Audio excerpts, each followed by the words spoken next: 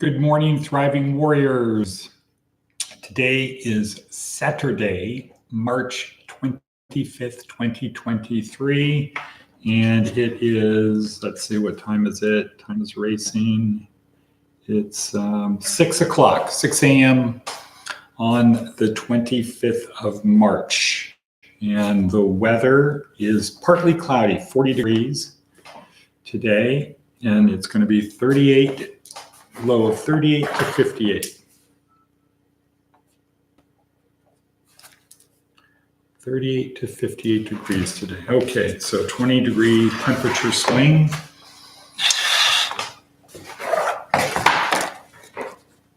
Gonna do that, get ready. So today is a big day. We'll talk more about that a little bit later. This is Department of Career Services at Thriving Warrior, where our goal is to help you get from point A to point B in your journey to Successful. We do that through a series of breadcrumbs. This is the first breadcrumb, this podcast right here. But down below in the description are the important breadcrumbs, like the link to our online 4-week course, A Neuroscience Approach to Success, the motivational video I watch, which again is a particularly good one today, Jordan Peterson short video, Daily Stoic short video, Inc. magazine, something on how to become a better employee, or how to do things. There is a link to David Goggins, Jack Rowland, Baraka Church, Seth Godin, Seth's blog, other services we provide, including housing, clothing, food, hygiene, transportation, skills training, foundational employment, and career planning. We also have an Aesop's Fable with an updated moral, a prayer from the Jesuit School of Theology, and like I said, Seth Godin's blog. So there's a lot packed into this little podcast. Good morning, Charlene. Good morning, Diana. Charlene, you had a good March. Interesting to hear how it went. Whether you saw any coyotes out there, or horses, or donkeys, or monsters, or whatever. And were you saying the 23rd Psalm, the Lord is my shepherd? Okay, so here we are, big day today. Let's get started. Our metaphorical virtual seatbelt on next. Coffee, mine is already poured. Been sitting here working for about a half hour to prepare for today. Next, pen and paper. Make sure we have everything ready to go. The next breadcrumb, here we are at 3 minutes. The next breadcrumb is our theme, our daily theme. Today's theme is, so in other words, if you want to get from point A to point B, if you want to continue on your journey as productively as possible, and it is a journey, our life is a journey. It's a journey to hopefully successful. It's not a sprint, it's not a marathon, it's a lifelong journey. So, and it is filled with fear, uncertainty, doubt, boredom, ennui, and on the other side, excitement, adventure, terror, bliss, all of those things rolled up into this adventure, and we can choose the type of adventure we want. So, our next breadcrumb on the thing, our theme, it's simple. You want to get from point A to point B. You want to get along the path of your journey. Get off Someday Isle. So imagine an island called Someday Isle, filled with people talking about things they're going to do in the future. You need to get off Someday Isle.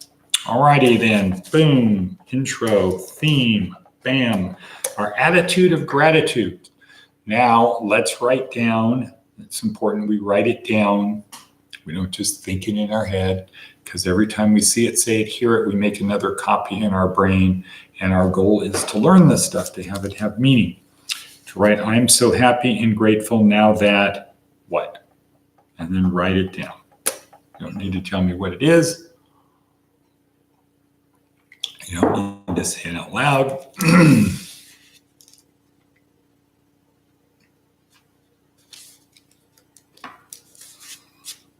Okay, here's a couple memes from today's videos. Every time you come up short is a learning experience. It's not a failure, it's not a setback, it's a learning experience. You fall down 100 times, get up, you figure out how to keep moving. All right, TED Talk. Today is, this is day 6 of week 4. Week 4, day 6, we're wrapping it up. Tomorrow is the last day of our 4-week course. Monday, we start over. Day 1, week 1, or week 1, day 1. But this is week 4, day 6, one more day. And today we learn about the categorical imperative. We learn about a little bit of Kantian ethics, categorical imperative. Act, one simple formulation is act such that whatever you do is a law, and ask if everybody followed that law, would the world be a better place? All right, then. So Ted, very good one today. Seth Godin, what does Seth have to tell us today? Seth Godin, kind of long. Flashing on contempt. It doesn't have to happen with intent. In fact, it rarely does. Micro emotions appear on our face and then disappear in less than a second. Blink and you'll miss them, but sometimes people don't blink. We've evolved to be hyper-aware of these tiny displays of emotion. And yet most of us don't even realize it's happening. We don't realize we're seeing the signs or that we're sending them. Someone who sends tiny flashes of empathy is often seen as charismatic. We're afraid of a dog that seems, in a fraction of a second, to be angry, and we build friendships around our instincts gained from those flashes or the absence of them. I had a friend who didn't realize that when she got nervous, she often winked. As a result, people changed their responses to her because they misunderstood the tiny signals she was inadvertently sending.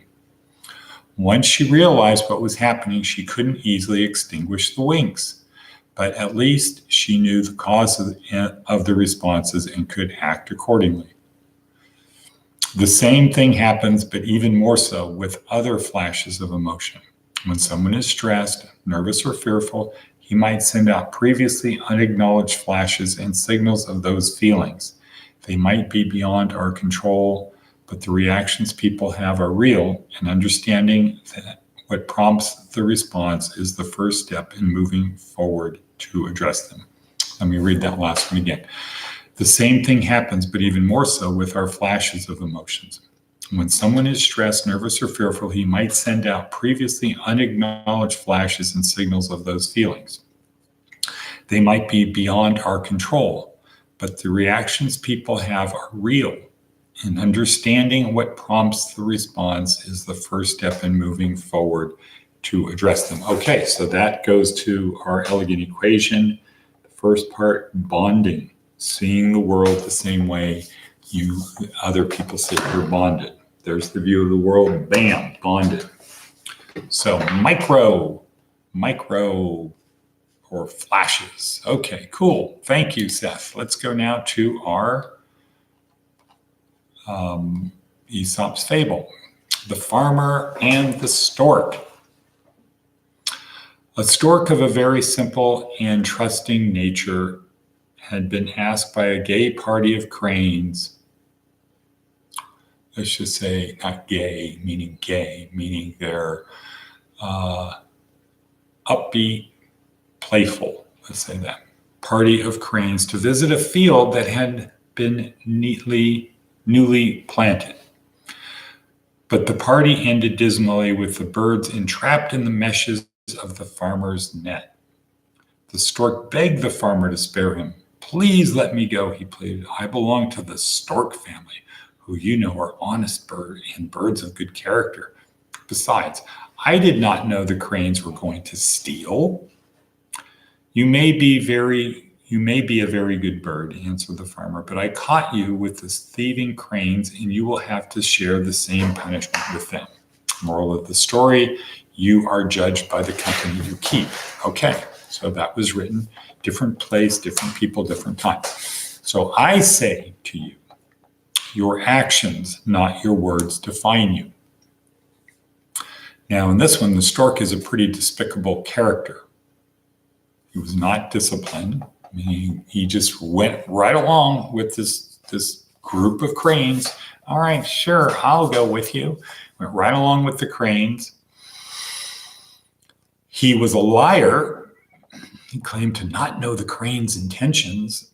Well, maybe he didn't know the crane's intentions, but once he discovered they were stealing and he acknowledged they were stealing, he could have what? Flown away.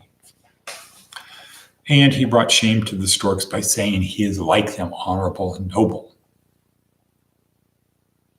Your actions, not your words, define you. So this guy tried to use this to get out of doing what he did instead of taking responsibility. All righty then. So next, here is the prayer from the Jesuit School of Theology. Today's prayer. Loving Lord, help me to be responsive to the promptings of your Spirit and of grace in my life. Allow me to pay attention to the movements of my heart, to your inspiration, and see your presence in all that happens to me. Help me to be responsible, caring, and docile to where you are leading, just as Mary was. Give me the desire and strength to order all these. To order all those disordered affections, all the little or big addictions and false idols that put someone or something else ahead of you. Boom. All right, here we are, 12 minutes in. Great, making great time. Did our prayer. Okay, wrapping it up. Diana, Charlene, I'm so happy and grateful. Good, great job. Diana got an A in her medical terminology class. Good job. Good job. And Charlene is there. And where is everyone else? It's just the three of us. Okay, that's all right. The others will join later. That's our goal. All right, so table. Imagine you are a craftsman building a table. Upon the table, you will put the accomplishments of your life. So what is the characteristic of the table? Table needs to be sturdy. So knowing Diana, the last several years, since about 2019, Diana has been building a table, but sometimes the legs have been faulty. And when the legs are faulty, what happens? The stuff that's on the table falls off. Some of it is broken. Other parts you need to take time to pick them up and put them back on the table. And Diana continues to do that, so a lot of credit.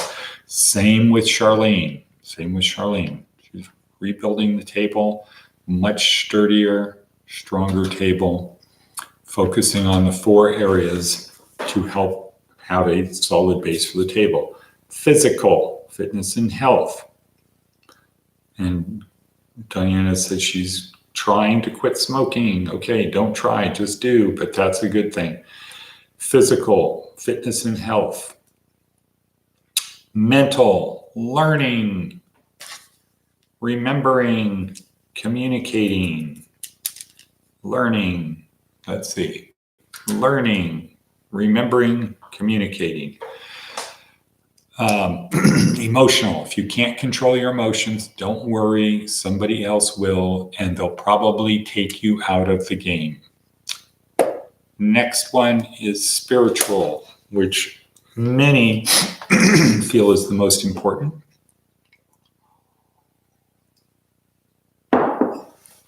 Spiritual is that which will pick you up when you get knocked down, and you will get knocked down. I say to you, belief that Jesus is the Messiah, having a Christian framework is the best spiritual thing for many practical reasons. Many practical reasons, including the fact that this is a Christian country. So the better you understand it, the easier it will be for you to be successful on your journey and to attract the right kind of people. So that's another practical reason. Even if it's not just the truth of the thing that compels you. Next is, Apex. SEAL, Navy SEAL Maxim, Diana. Where is your Navy SEAL Maxim? Okay, you want to get from point A to point B. It's simple. Navy SEAL Maxim. Act such that yesterday, thank you, was the only easy day. Yesterday was the only easy day. Push yourself a little bit more today. Embrace the suck. Help people a little bit more, etc., etc. And lastly, if you're still here, still alive, still walking the earth, that means that God isn't through with you yet. You still have more time. My shoulder's crooked. More time to do more things to help more people. Not to get to heaven, footnote, not saying you can work your way into heaven, buy your way into heaven. It's by grace alone. However, God has a purpose for us, and if we're still here, if we haven't been taken away to heavenly bliss with our Heavenly Father forever and ever, that means God is not through with you yet. God is not through with you yet. Right, Charlene, you still have things to do. So with that, can I have an and cut? And cut. Good. Thank you. See you later, Charlene.